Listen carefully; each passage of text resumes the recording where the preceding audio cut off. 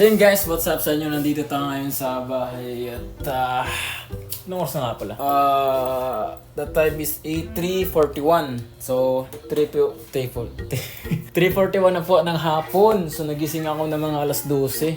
Putik tiin. So kanina kasi kaunting update lang nung gumising ako kayo ng mga alas 12, gusto kong mag-workout kasi totally dito ako sa bahay.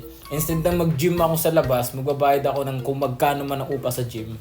I choose to dito na lang sa bahay mag-workout kasi meron naman ako mga equipments sa Kaso ito pa isa sa mga problema kung bakit hindi ko nagawang mag-workout kasi puyat.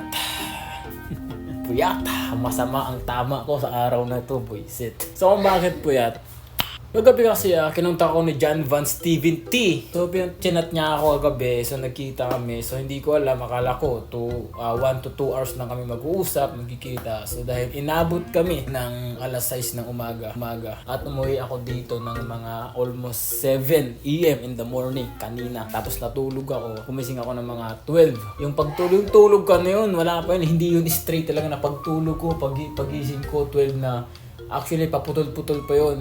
Nagigising ako, tulog at nagigising. Parang hindi ko mapakali. Hindi ko lang Nagdalawang isip ko, sabi ko, putik tayo. Ano bang gagawin ko? Mag-workout ako kasi puyat Hindi ko naman sinasabing. Wala kasing idea guys. Wala akong idea kung masama bang mag-workout pag puyat, kahit nakapagpahinga ka. Or masama bang mag-workout kapag gano'n ang sistema o gano'n ang nagawa mo. Hindi ko kasi alam kasi hindi naman talaga ako puyatos na tao Okay. Oh. Pero yun nga, sabi ko nga gusto ko mag-workout kaganina kasi meron kasi mga equipments. I will show you later guys. So, pero nagdalawang isip kasi ako sabi ko mag-workout pa ako. Kasi puyat, walang tulog, walang pahinga. Tapos mag-workout pa ako. Hindi kayo masama epekto nun? Well, pero sa pagkakataong ito mga guys, meron akong mga equipments dito. So, meron akong dumbbell. Ito, dumbbell putig. Dalawa yan sila Dahil sabi natin mas magaan siya kapag isa lang. So dinadalawa ko po yan. So hindi lang po yung equipments na meron ako. Meron din ako dito mga equipments sa bag na yan. Okay. May boxing gloves ako. So ayun po yung mga equipments ko yan, goma. So ang ginagawa ko almost naka 3 days na akong workout. Ito yung mga equipments ko guys. Ayan putig. Kompleto po yan. Handra para sa boxing. May bag dito. May anong tawag dito? Grip. Anong tawag sa ganito? Ganyan. So meron akong mga ganyan. Meron din akong pamalo sa tiyan. Diba ginaganto to? Dito sana ako ganyan. So yun lang kasi hindi ko alam kung yun lang kasi problema iniisip ko. So kung masama ba siya or hindi ko alam masama bang mag-workout ng puyat ka or sabihin natin wala kang exactly or saktong tulog, hindi ka nakatulog na maayos, hindi mo na fulfill yung sleeping hours meron bang 9 hours? 9 hours or 8 hours ba na tulog ba yun? Parang 8 hours or 9 hours? Hindi ko alam So, hindi ko alam kung masama ba siya o mabuti. So, malalaman ko yan. Kasi kung totally idea ko parang hindi naman siguro masama. Kung paminsan-minsan lang or nagkataon lang. Kung daily routine mo yung pag-workout araw-araw tapos may time na napuyat ka dahil may mga ganong sistemang nangyari, nagkayaan. Pero nakapagpahinga ka naman. Kaso nga lang, hindi nga pasok sa oras ng sleeping hours. Walang idea guys Ewan ko ba?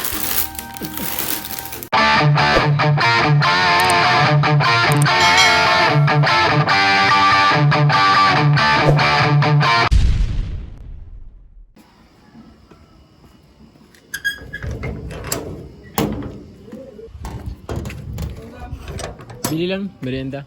So yun guys, what's up sa inyo? So nandito ako ngayon sa Cavite. So labas muna ako guys, nandito kasi ngayon sa kaibigan kong kila Deal. So ginamit namin yung PC niya para may ayusin sa YouTube channel ko. Meron pa palang mga bagay doon na dapat gawin ng isang YouTuber na hindi ko pa nagagawa. Which is ang una namang nakaalam noon ay itong si Miguel.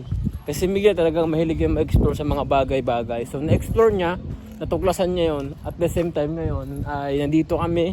So dumating kami ng mga 4 PM. So anong oras na ba? 5:30 na. So lalabas lang ako ngayon kasi bibili lang ako ng merienda namin ni Miguel. So hindi ko alam kung paano pagkakasya itong bibilihin kong pagkain. Pero at the same time, ay workout namin yon. And then so meron namin dito mga mabilhang pagkain. So ipapakita ko sa inyo mamaya kung ano yung ginagawa namin sa PC.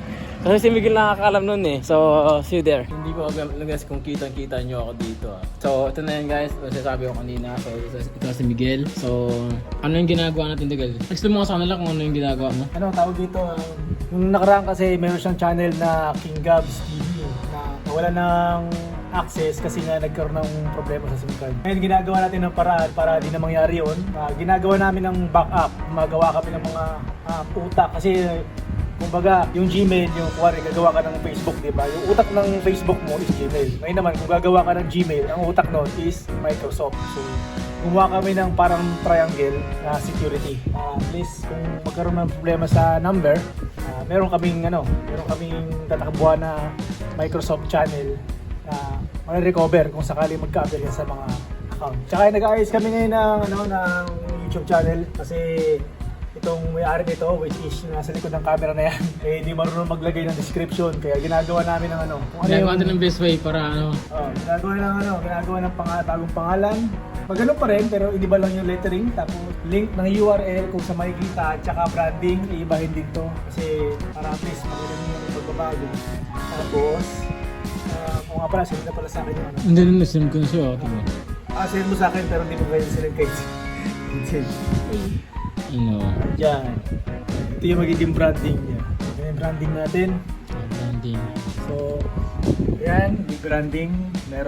Ito ibahin niya siyempre. Mukha niya, tapos kung ano yung sasalamin siya kasi siyempre luma na yan. Tsaka ito yung ibahin natin kasi medyo tagilid. Kita mo to malaking puti na to space kaysa dito. So, lahat yan bubuhay. So, ang gagawin namin is gawa kami ng ganito. Ito yan. Yan, ganyan. Yung mga siyempre, background. Tapos, siyempre nakagawa na ako ng... Ito yung trailer niyan sa akin. Ito yung trailer niya ngayon. Yan, Aperya. Ano nga Aperya. Yan guys, what's up? Sa inyo nandito kami sa C5. Yan. Nagawa kami ng paraan para at least maraming manood. Nakagaya niyo mga kaibigan. Tsaka isa pa tol yung gusto kong ipalagay yung yung mga sabi ng mga 20 minutes before, 20 seconds before mag-end, nakalagay na agad yung next video. Kagaya ng ginagawa ko sa King Gabs TV. Meron yun yung before mag 20 seconds mga 10 seconds. 10 seconds na lang 5 seconds. Mga 5 seconds ang nakalagay na agad sa screen yung Next next video. Yun, ginagawa ang ganun. So, alam ko, ginagawa ko yun tuwing upload eh. At yun, hindi natin gagawin natin ngayon. So yun, ginagawa ko ng paraan. Ito muna kasi itong description kasi may mga link dito. Kagaya nito, pakita ko sa inyo. Di ba, kunwari mag-search kayo ng isang YouTube channel, tapos ito yung link. Yan. Ano yung social media niya? Ano yung Instagram, tapos TikTok yan, kunwari yan. Tapos yung ano yung ginagawa ng YouTuber na yun. Ito yung description, which is ito yung sa kanya. Simple lang po yan guys, at ito yung links. Which is ginagawa ng paraan kung bakit pag ini-edit ko dito, hindi nagkukulay blue. Ayan. So, pag in-upload ko to, pinablish ko pala. Ayan, pinablish ko yan. Magiging blue. Ayan. So, isa pa rin sa mga problema kailangan ko tapusin dito. Yan, trial and error lang hanggang sa matapos. Yun lang. Good.